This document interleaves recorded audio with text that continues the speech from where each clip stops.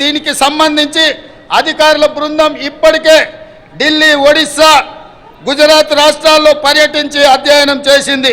అదేవిధంగా అమ్మ ఆదర్శ పాఠశాల కింద 26,825 పాఠశాలలో మౌలిక సదుపాయాల కల్పన, బాలికల కోసం ప్రత్యేక టాయిలెట్ల నిర్మాణం, మంచినీరు, విద్యుత్ సదుపాయం కల్పిస్తున్నాం.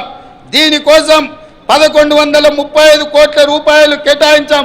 ఇదే కాకుండా స్కిల్ డెవలప్మెంట్ విషయంలో రాష్ట్రంలో 65 ఐటీఐలు ఉంటే ఈ 65 ఐటీఐలను టాటా సంస్థతో ఒప్పందం చేసుకొని వాటిని అభివృద్ధి చేసి వాళ్ళకు శిక్షణ ఇచ్చి ఉద్యోగ ఉపాధి అవకాశాలు కల్పించే విధంగా టాటా సంస్థతో మా ప్రభుత్వం ఒప్పందం చేసుకొని నిరుద్యోగ యువకులకు ఉద్యోగ ఉపాధి అవకాశాలు కల్పించాలని ఈనాడు మా ప్రభుత్వము కృత నిశ్చయంతో ఉన్నది.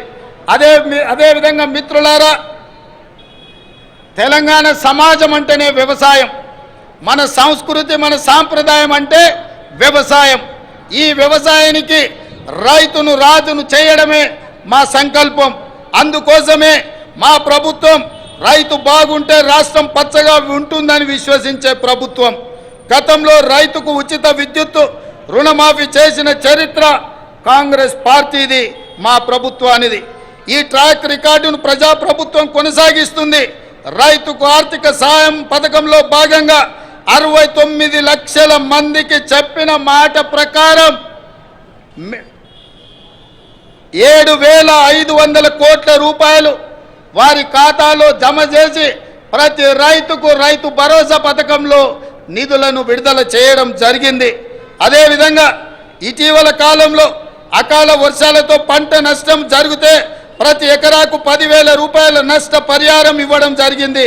ధాన్య సేకరణ విషయంలో కూడా ఈరోజు 7,245 ధాన్య సేకరణ కేంద్రాలను ఏర్పాటు చేసి తండాలలో, గూడాలలో, మారుమూల పల్లెల్లో రైతులు పండించిన పంటను అక్కడే ధాన్య సేకరణ కేంద్రాలను ఏర్పాటు చేసి ఆ ధాన్యాన్ని సేకరించి తుట్టి, తాలు, తరుగు పేరు మీద తుట్టి తీయకుండా ప్రభుత్వం కఠినమైన చర్యలు తీసుకుంది. అకాల వర్షాలతో తడిసిన ధాన్యాన్ని కూడా కనీసం మద్దతు ధర ఇచ్చి కొనుగోలు చేసి రైతులను ఆదుకొని రైతులను కాపాడాలని, రైతులనే రాజులుగా చెయ్యాలని మా ప్రభుత్వం దృఢ సంకల్పంతో పనిచేస్తుంది. ఇదే కాదు, ధరణి విషయంలో కూడా చాలా సమస్యలు, లక్షలాది సమస్యలు మా దృష్టికి వచ్చినాయి. వాటిని పరిష్కరించడానికి ధరణి విషయంలో కూడా ఒక కమిటీని ఏర్పాటు చేసి ప్రతి సమస్యను పరిష్కరించి ధరణిలో జరిగిన లోపాలను సరిదిద్ది ప్రతి రైతుకు, ప్రతి వాడికి మేలు జరిగే విధంగా ధరణి ప్రక్షాళన కార్యక్రమాన్ని మా ప్రభుత్వం తీసుకొని ముందుకు వెళ్తుంది. అదేవిధంగా మిత్రులారా, రాష్ట్రంలో విద్యుత్ సరఫరా నిరంతరాయంగా 24 గంటలు అందిస్తున్నామని చెప్పడానికి నేను గర్వపడుతున్నాను. రాష్ట్ర చరిత్రలో ఎన్నడూ లేని విధంగా ఈ ఏడాది మార్చి 6న అత్యధికంగా 298 మిలియన్ యూనిట్ల విద్యుత్ సరఫరా చేసి రాష్ట్రం ఏర్పడిన తర్వాత అత్యధికంగా రికార్డును సృష్టించాం. నిరంతరాయంగా విద్యుత్తుని సరఫరా చేశాం.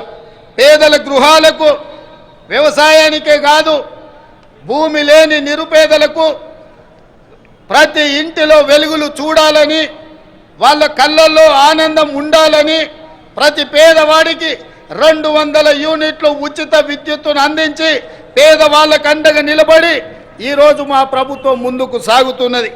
అదేవిధంగా మిత్రులారా, పెట్టుబడుల విషయం, రాష్ట్రంలో పెట్టుబడులు తీసుకొచ్చి తద్వారా ఉద్యోగ ఉపాధి అవకాశాలు కల్పించి రాష్ట్ర ఆదాయాన్ని పెంచి పేదలకు పంచాలన్న లక్ష్యంతో దావూస్ పర్యటన మా మంత్రి సహచరులతో పర్యటన చేయడం జరిగింది. ఈ పర్యటనలో 40,000 కోట్ల రూపాయలకు సంబంధించిన పెట్టుబడుల ఒప్పందాలు రాష్ట్ర ప్రభుత్వం చేసుకున్నది. ఇది పెట్టుబడుల ఆకర్షణలో ఒక గొప్ప రికార్డు. ఈ ఒప్పందం కార్యరూపం దాల్చే కార్యాచరణ మొదలు పెట్టాం. తద్వారా మన యువత ఉపాధి, ఉద్యోగ కల్పనలు ఈ ప్రభుత్వం కంకణబద్ధమై ఉంది. అదేవిధంగా మిత్రులారా, మహాలక్ష్మి పథకం, మహాలక్ష్మి ఈరోజు నాకు చాలా ఆనందంగా ఉంది. ఈ రాష్ట్ర అవతరణ ఉత్సవాలలో ఈనాడు పర్యటన చేస్తున్నప్పుడు ఇటువైపున అటువైపున వేలాది మంది మా తెలంగాణ ఆడబిడ్డలు ఇక్కడికి వచ్చి మా లక్ష్ములందరూ మా ప్రభుత్వాన్ని ఆశీర్వదించడానికి వాళ్ళందరూ ఇక్కడికి రావడం జరిగింది. మనస్ఫూర్తిగా వారికి ధన్యవాదాలు తెలియజేస్తూ మహాలక్ష్మి పథకం ద్వారా 1 కోటి మంది ఆడబిడ్డలను కోటీశ్వరులను చేయాలన్నది మా ప్రభుత్వ సంకల్పం. మహిళలు తయారు చేసే ఉత్పత్తులకు సరైన మార్కెటింగ్ సదుపాయం కల్పిస్తాం. వాళ్ళ ఉత్పత్తులను మార్కెటింగ్ చేసుకోవడానికి హైటెక్ సిటీ పక్కన శిల్పారామం దగ్గర 3 ఎకరాల స్థలాన్ని వందలాది స్టాళ్లను పెట్టుకోవడానికి వాళ్ళకి స్థలాన్ని కేటాయించడం జరిగింది. ఏ ప్రాంతంలో అయితే విప్రో, ఇన్ఫోసిస్, ఐటీ కంపెనీలు ఉన్నాయో ఆ పక్కనే మా ఆడబిడ్డలకు గ్రామీణ ప్రాంతాలలో వారు చేసిన ఉత్పత్తులను అమ్ముకోవడానికి శిల్పారామం పక్కన 3 ఎకరాల స్థలాన్ని కేటాయించాం. అందులో వాళ్ళ ఉత్పత్తులను సగర్వంగా ఈ ప్రపంచానికి పరిచయం చేసే అవకాశం ఉంది. ఆ విధంగా మా ఆడబిడ్డలను పారిశ్రామికవేత్తలను చేసి కోటీశ్వరులుగా మార్చాలనే సంకల్పం మా ప్రభుత్వం తీసుకున్నది. మా ఆడబిడ్డల ఆశీర్వాదం మాకు ఎప్పుడు ఉండాలని నేను వారికి విజ్ఞప్తి చేస్తున్నా.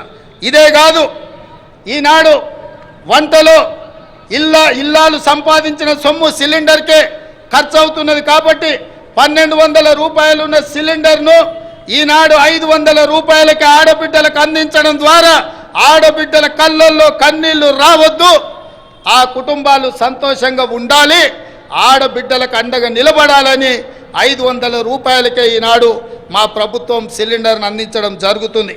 అదేవిధంగా మిత్రులారా, తెలంగాణ ముందు పలు సవాళ్లు కూడా ఉన్నాయి. ముఖ్యంగా కృష్ణా గోదావరి జలాల్లో మన వాటా లెక్క తేల్చాల్సిన అవసరం ఉంది. 10 ఏళ్ళైనా నీటి పంపకాలు జరగలేదు. కేంద్రంపై ఒత్తిడి తెచ్చి త్వరగా నీటి వాటాలు సాధించుకొని సాగునీటి ప్రణాళికలు సమర్థవంతంగా అమలు చేసుకోవాలన్నది ప్రజాప్రభుత్వం యొక్క ఆలోచన. హైదరాబాద్ ఉమ్మడి రాజధానికి ఈ రోజుతో కాలం చెల్లింది. ఆంధ్రప్రదేశ్లో ఆస్తుల విభజనకు సంబంధించి ఈ సమస్యలను సాధ్యమైనంత త్వరగా పరిష్కరించుకుంటాం. అదేవిధంగా మిత్రులారా,